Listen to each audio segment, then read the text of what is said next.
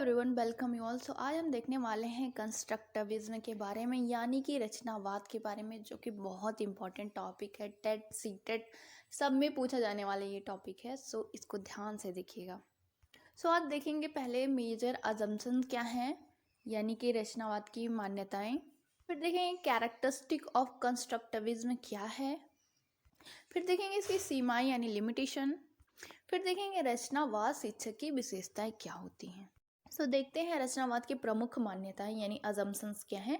तो सबसे पहले जानेंगे रचनावाद है क्या। देखिए, कंस्ट्रक्टिविज्म का मतलब है निर्माण करना, यानी कि रचना करना। आपको कोई प्रॉब्लम मिल गई है, उसको आप अपने दिमाग में प्रोसेस करके कैसे उसका सॉल्यूशन निकालते हो, यही होता है रचना करना, यानी कि रचनावाद।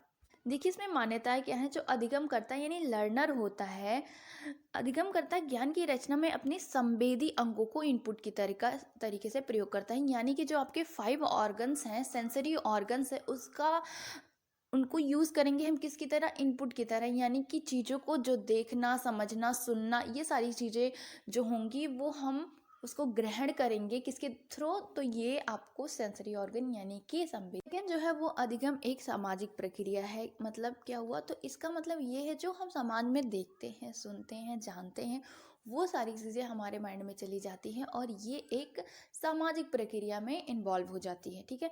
फिर तीसरा क्या अधिगम करता है, जितना अधिक जानता है उतना अधिक सीखता है, यानी कि जितना आप क्यूरियस होंगे किसी भी टॉपिक को लेकर उतना ही आप उसे सीख पाएंगे। उसके बाद है अधिगमकर्ता की प्रक्रिया समय वृद्ध होती है, यानी कि ये टाइम कंज्यूमिंग होती है। मतलब आप समय समय पर एक स्टेज के थ्रू आप चीज़ों को समझते हैं। ठीक है। नेक्स्ट है अधिगम प्रक्रिया में अधिगमकर्ता सूचनाओं को ग्रहण करता है, उन पर विचार करता है और उनका प्रयोग और अभ्यास करता है। तो देखिए, सारी चीज़ें आपके समाज में प्रेजेंट है, उसको अपने अपने क्या संवेदी अंगों से अपने अंदर ग्रहण किया। उसके बाद क्या होगा, उसको आपने ग्रहण किया, उसके बाद आपका दिमाग क्या करेगा, उसकी प्रोसेसिंग करेगा, यानी उन पर विचार करेगा। फिर उसका आप कहीं ना कहीं एप्लीकेशन, मतलब आप कहीं ना कहीं उसका उपयोग करोगे, उसके बाद अभ्यास करोगे। ठीक है। जैसे कि अभी आप ये वीडियो देख रहे हो, तो ये जो आप देख रहे हो, आप अपने संवेदी अंगों का यूज़ कर रहे हो, यानी अपने आइज़ का यूज़ कर रहे हो, अपने कानों का यूज़ कर रहे हो। ठीक है। उसके बाद आप इस पर विचार करोगे, उसको समझोगे। अब आप सेम टू सेम ऐसे तो नहीं लिख दोगे ना एग्जाम में, इसको थोड़ा आप कंस्ट्रक्ट करोगे, यानी कि अपनी रचना का ही यूज़ करोगे। तो इससे भी हम समझ सकते हैं। नेक्स्ट है अधिगम में प्रेरणा एक आवश्यक तत्व, यानी आपको मोटिवेशन ज़रूरी होता है कि आप क्यों इसको पढ़ रहे हो, क्यों आपको क्या करना है इसको पढ़ के, यानी आपके अंदर क्यूरियोसिटी होनी चाहिए। मोटिवेशन एंड इंटरेस्ट बहुत ज़रूरी है। दूसरा है, फिर आगे है अधिगमकर्ता दूसरे अधिगमकर्ताओं व शिक्षकों दोनों से सीखता है। अगर आपके अंदर क्यूरियोसिटी है कोई चीज़ सीखने की, तो आप किसी से भी सीख सकते हैं। मतलब आप अपने सहपाठी से सीख सकते हैं या अपने टीचर से सीख सकते हैं। अब देखते हैं रचनावाद की विशेषताएं क्या हैं, कैरेक्टरिस्टिक ऑफ कंस्ट्रक्टिविज्म।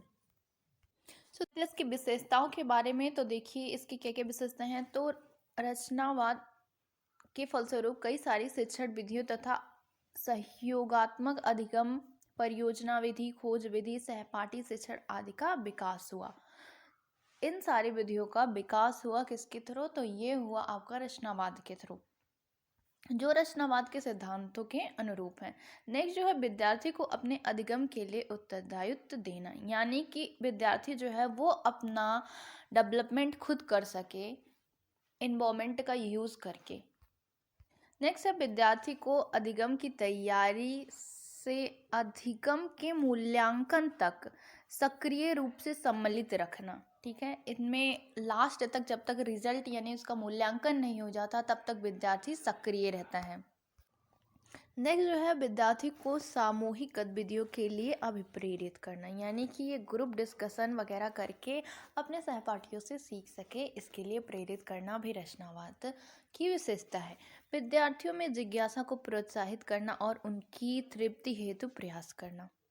सो इसके लिमिटेशंस देखते हैं। देखिए, जो ये सिद्धांत दिया गया था, ये विशिष्ट मान्यता के रूप में उसके अधिगम अनुभव नियोजन होना चाहिए, परंतु कक्षा में एक समय में एक से अधिक छात्र होते हैं उनके अनुसार अधिगम अनुभवों का नियोजन वास्तव में संभव प्रतीत नहीं होता। मतलब इंडिविजुअल डिफरेंस बहुत ज़्यादा क्लास में होती है, इसलिए सारे बच्चे एक तरीके से सोच सकें, एक तरीके से समझ सकें, ऐसा पॉसिबल नहीं होता है।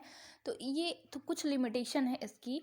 और एक दूसरा जो है वो पाठ्यक्रम को पूरा कराने का बोझ होता है टीचर्स के ऊपर। तो अगर ये सारी चीज़ें वो पूरा डिपेंड कर देंगे बच्चों के ऊपर, तो ये भी एक चैलेंज हो जाएगा कि सिलेबस पूरा नहीं हो पाएगा। देखते हैं रचनावाद शिक्षक की विशेषताएं क्या क्या होनी चाहिए। एक संरचनावादी शिक्षक विद्यार्थी की स्वच्छंदता एवं आरंभ करने की प्रवृत्ति को स्वीकार एवं प्रोत्साहित करता है। दूसरा है एक रचनावादी शिक्षक प्राथमिक स्रोतों से प्राप्त सूचनाओं और अंतः क्रियात्मक शिक्षण सामग्रियों का प्रयोग करता है, यानी कि दूसरे एड्स को यूज़ करके बच्चों को और अच्छा सिखा सकता है। नेक्स्ट जो है रचनावादी शिक्षक विद्यार्थियों के अनुक्रिया के आधार पर अध्यापन अनुदेशनात्मक युक्तियों के परिवर्तन अपने पाठ्य सामग्री में परिवर्तन करता है। फिर है रचनावादी जो शिक्षक होता है अपनी जानकारी विद्यार्थियों से साझा करने से पहले विभिन्न संकल्पनाओं पर विद्यार्थियों की समझ को जानने का प्रयास करता है। नेक्स्ट जो है रचनावादी शिक्षक विद्यार्थियों को शिक्षक एवं अन्य साथियों के साथ संवाद स्थापित करने के लिए प्रेरित करता। तो ये सारी क्या इम्पॉर्टेंट कैरेक्टरिस्टिक हैं एक बढ़िया यानी कि रचनावादी शिक्षक की। So thank you for watching. अगर आपको नेक्स्ट इंग्लिश में चाहिए यही सारा टॉपिक यानी